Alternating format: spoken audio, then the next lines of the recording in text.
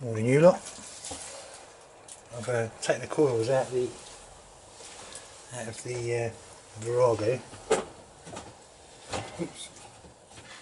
Because I wanted to check to see if by swapping the leads over it's the coil that's at fault. But I couldn't do that because one of the leads was too short anyway, so I've had to take them out altogether really. And what I'll do is I just want to clean up these parts here so it's making a good earth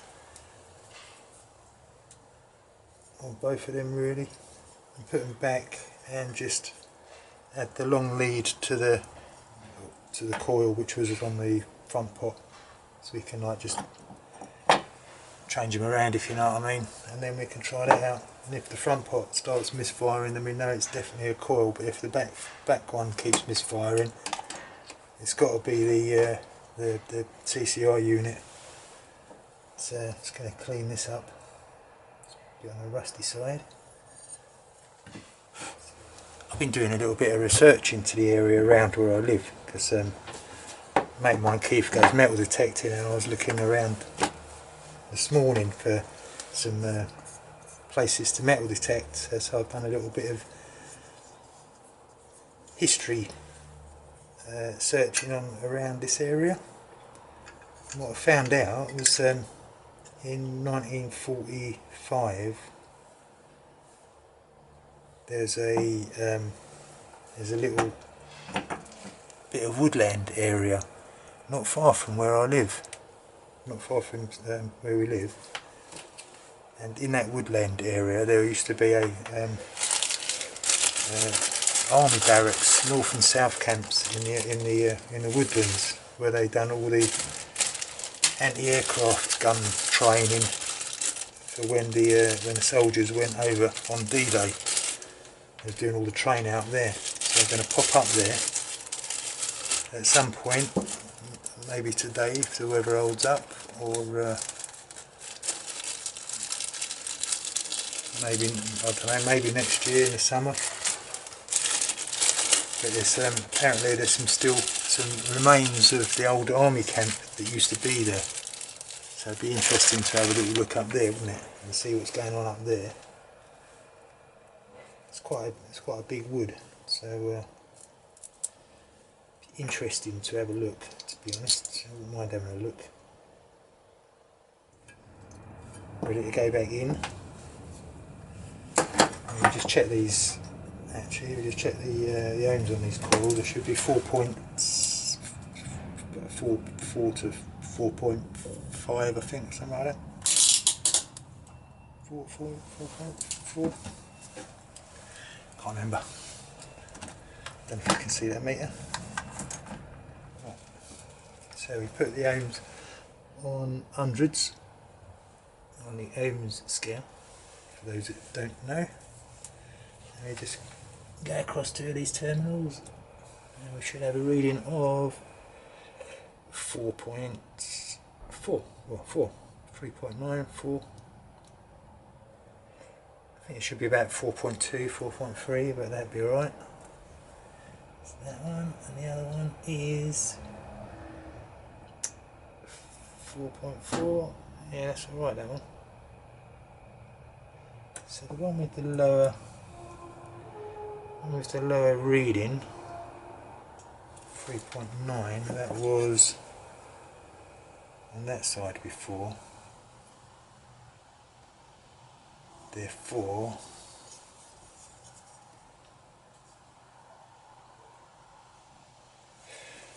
actually this is that was the back one. And that's giving a good reading. And the front one It's given, oh look, there you go, 4.4, 4.3. Getting my dodgy holding these on. 4, yeah. The one at the rear had a lower reading, which is now on the front. So let's check their primary windings. So you go on a 20k. Is that on a 20k? Is it on 2000? Can't remember now. 2000 should be like 155. 155. No, I have to check.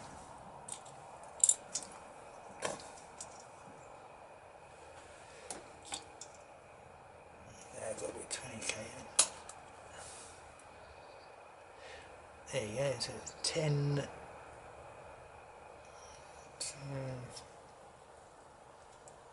I'm not sure about that. I think that should be 15.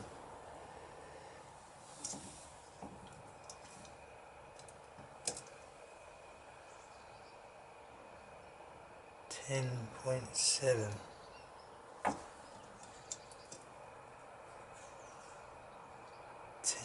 .4. Here's another thing, right? Here's another thing. Not sure if I mentioned this last time. This is a page out of the XV535 manual. In here they recommend BP7ES plugs for non-resistor type. And online, if you search for it, they recommend BPR7ES, the resistor type.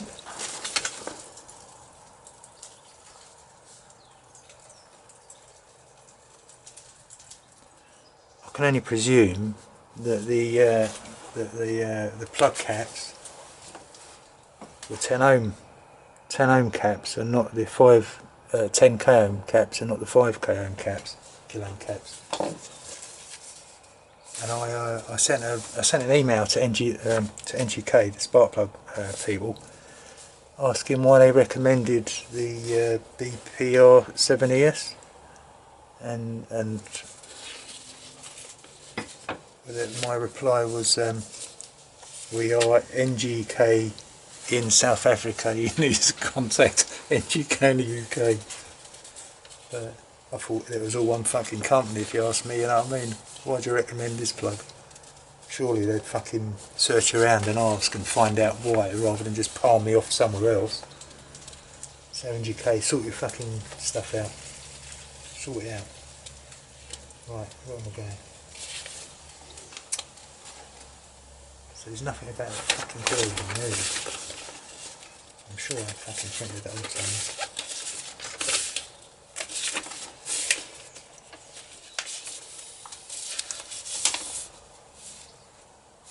There you go. There you go, look. Ignition coil. No, that's alright. Primary resistance 3.8 to 4.6, which is alright on both of them. And the secondary winding is 10.6. What was ours? What do we have? 10 point something? We had 10 point something, didn't we? We had 10.03. It should have been 10.60. That's alright. Yeah, that one's fucking pucker, that one. See, that one's the one that was... This is the one which was on the front, which is 10.7, and the one which was on the back has got the lower reading. So that coil is a little bit suspect. So it could be breaking down under load. We've got new cable here. So we're going to put a new cable in the one for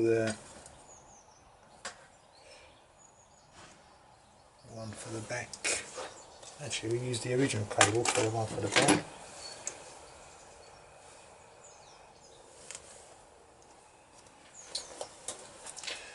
wind it in.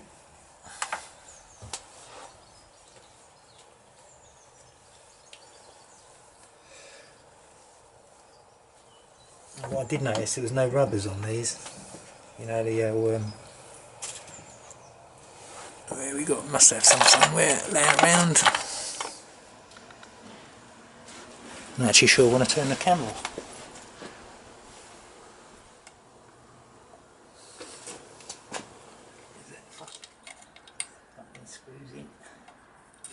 What I'm doing.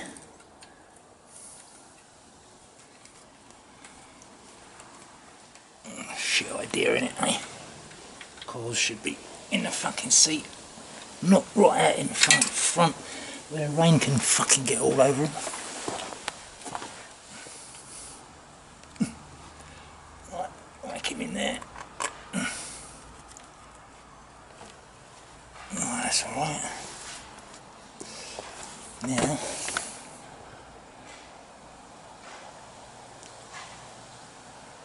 there's having some issues with the fuses blowing down there, so we need to work out why that was happening. Right, back in a sec.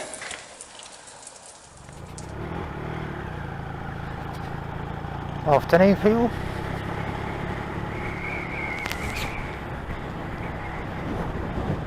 I haven't been out for ages on my bike.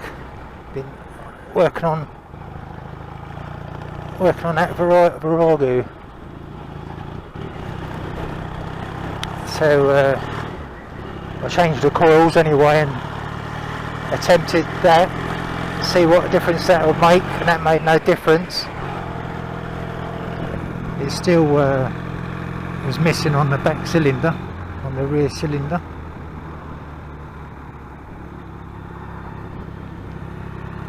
So God only knows what's the matter with it really. It's down to the TCI, I think, now. It's the only thing I can think of it being.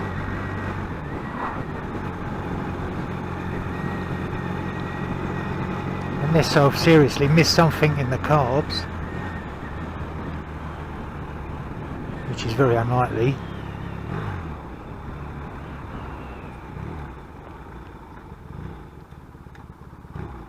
It's a shame I don't have a spare TCI or something that I can just try that one out. That'll save having to buy one. Do you know what I mean? It's cost a fortune just for a second-hand one of them things. Don't have to go down that road, and you know it might not even be that. It might be something else, something ridiculous. Can't think what though. I've been through everything.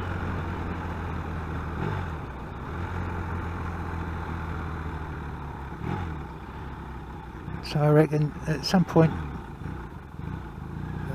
during the week, as much as I don't want to have to do it, is take their carbs back off, strip them down again completely.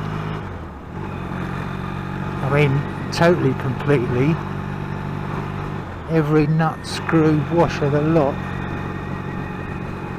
and get an airline in the body. You know, all the airways in the body, all the passages, fuel passages, just blow everything out completely. So I know 100%, or so I know 110% that the carb's all right. Which I'll tell you, it's all right. I know it's all right already. When I sprayed that carb cleaner with the nozzle on it down all those little holes, and you know it come out at various places, so I know none of them holes are blocked up anyway. So what do we do? Do we go down there, get another TCI box for it and try that? What if that don't work? Yeah, a bit of a loss for this one. I mean, I don't have the money to just go out and buy these bits and pieces.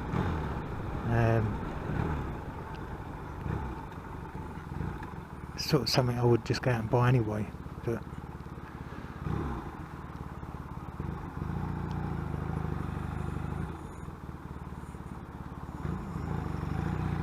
don't know where to go today.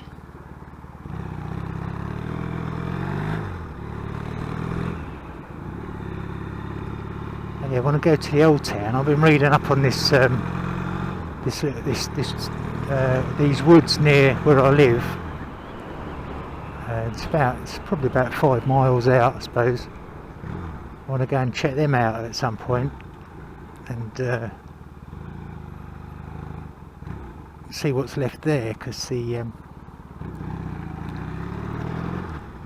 just before the D-Day landings, the soldiers, the infantry and the anti-aircraft gunners and the like, they all there was all training in these woods. There's like a couple of camps up there, like north of the woods and south of the woods, and there's a sort of like a field adjacent to the woods where they used to do the, you know, the shooting training and all that kind of stuff for the anti-aircraft guns. So I want to have a check that out. And you never know, if they're doing any metal detecting up there, you might find some interesting stuff. I know there's some bits of building left over, so at least we'll know where they were. I think what it is a couple of chimneys or something like that where they used to have the mess hall.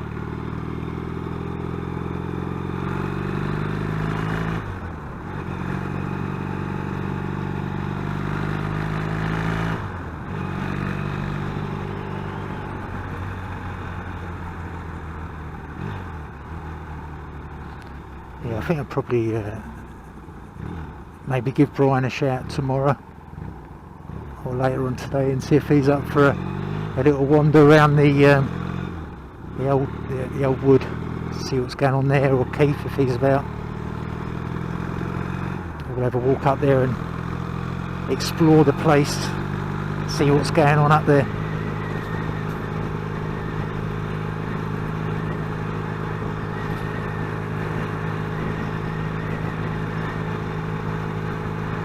Go in my little car. It's like a day out for us. I know I won't be able to go tomorrow. I've got something planned tomorrow, so it'll probably be maybe Wednesday in a couple of days' time. We'll see what we can do. Go for a little tour of the woods or whatever, and check that out.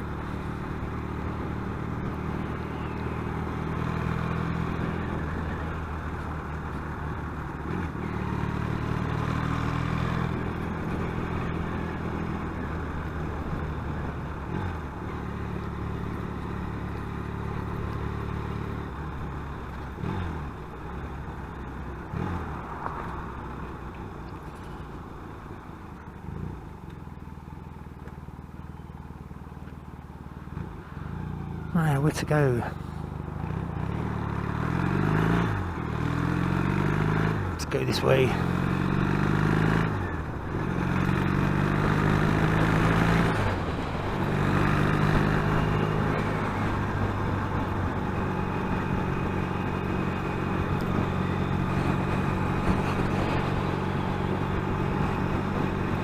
I've been, I've been having a look online as well. These there was a thing about Preston and Hitchin, all around them areas, and where these aircraft, there's a couple of aircraft that crashed, a couple of German bombers that crashed, one near Preston I think it was, and one not far from them woods where we were, where we want to explore. I can't find any more details on that, just that it was near there. Do you know what I mean? So it could have been fields all over the place really. It could be any fucking field, couldn't it?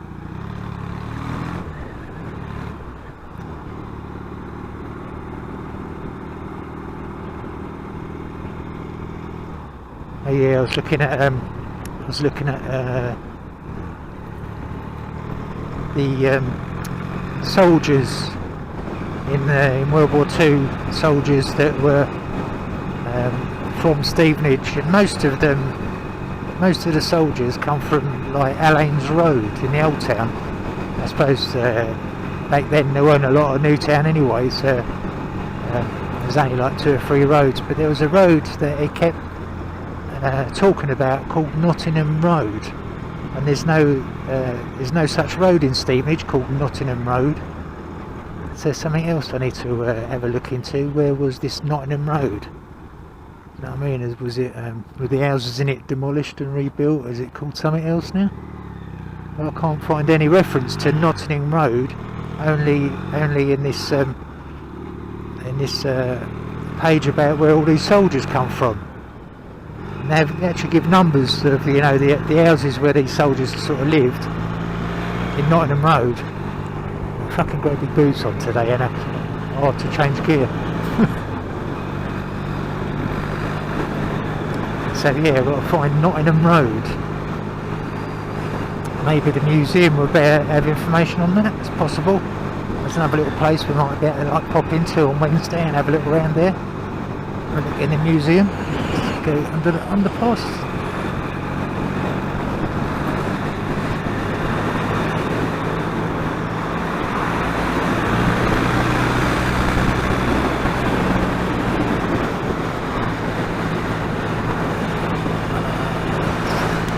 I'll have a look at. I think I'll have a look at Nebworth House actually. See if that's open. So I can cut through Nebworth House through to Nebworth, Old Nebworth. If I can get in Nebworth House, I might just drive around the gardens or whatever and come back out again.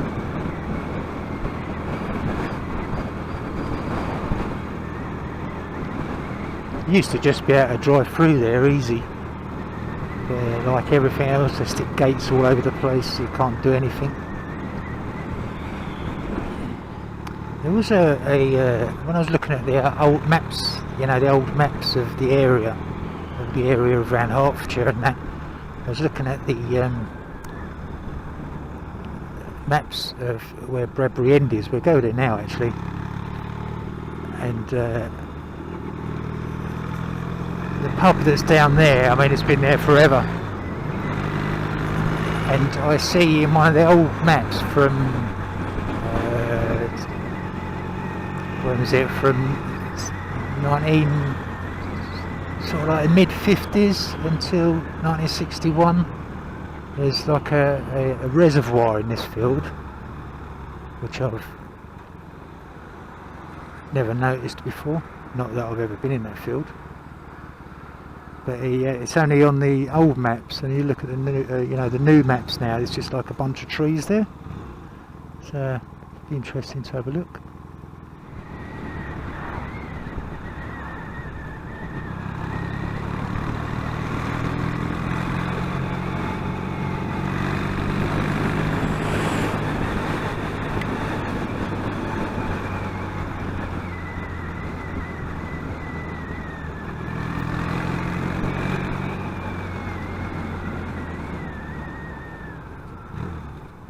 Quick.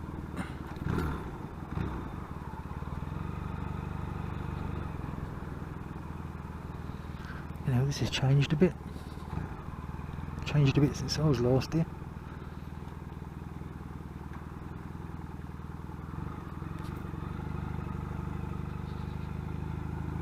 Right, you can't actually see the field where that reservoir was in.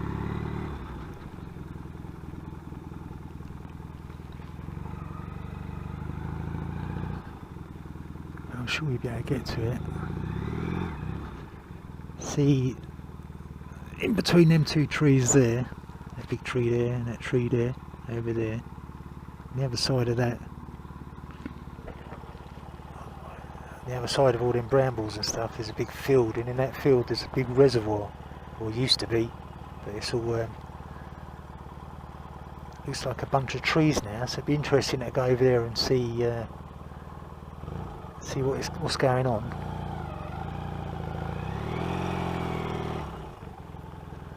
I can't really see you from the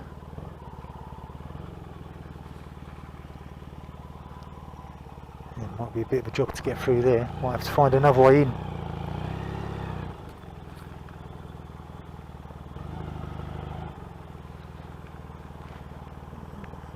Through there maybe.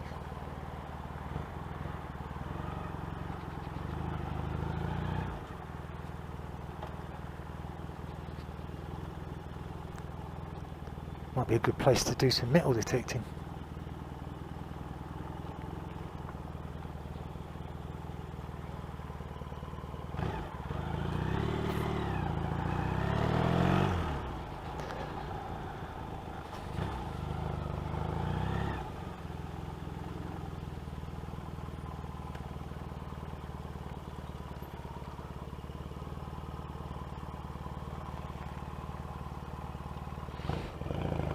Right, let's head back.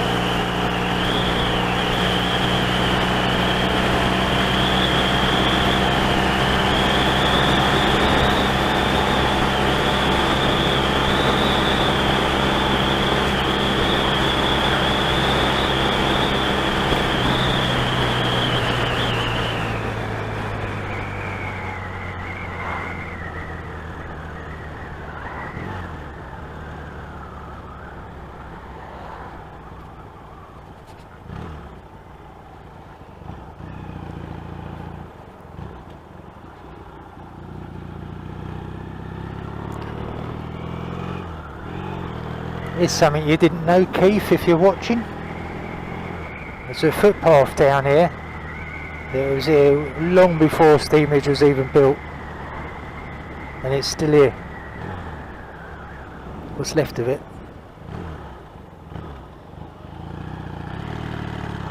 It's just just behind these trees there. There's a footpath that goes along down there. On the other side of these trees that have been there since time began.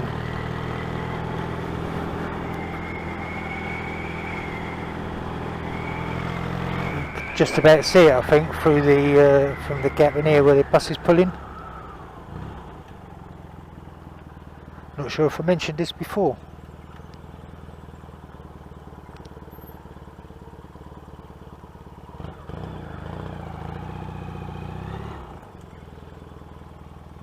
Yeah, let me get off and then come on. Go at neutral somewhere. I'll just turn the fucking thing off. A bit of tightening up there, I think.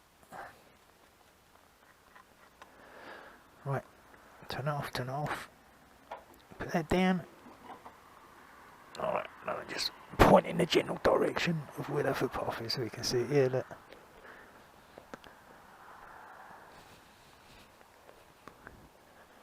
That footpath there is like a public footpath. It's been there donkey's years. See if I can find a map, an old map, and I'll show you. But I expect that'd be a great place to metal detect down there. People must have been walking up and down here for fucking years. Oh yeah, what a lovely bike.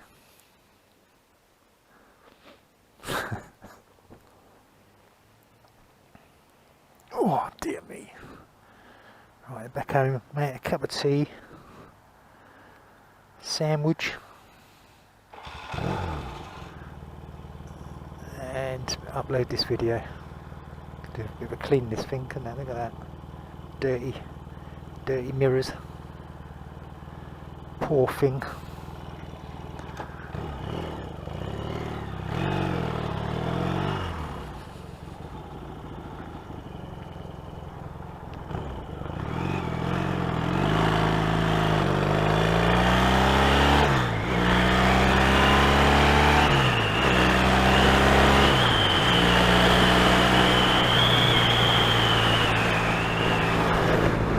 Close that, I think. Right, so what we've got to do later, then we've got some shit to do tomorrow, so I'll give Brian and Nat a ring later on and see if they're up for a little bit of exploring on Wednesday, if the weather holds out. I ain't gonna go if it's pissing down with rain, but you know, if it's a nice day like today, yeah, definitely get out and have a look around. Maybe get the metal detectors out and have a little look down that path, see what's going on down there, see if we can find something.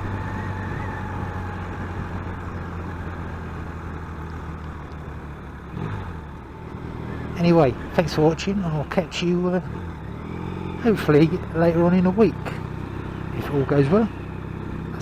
Cheers and see you later.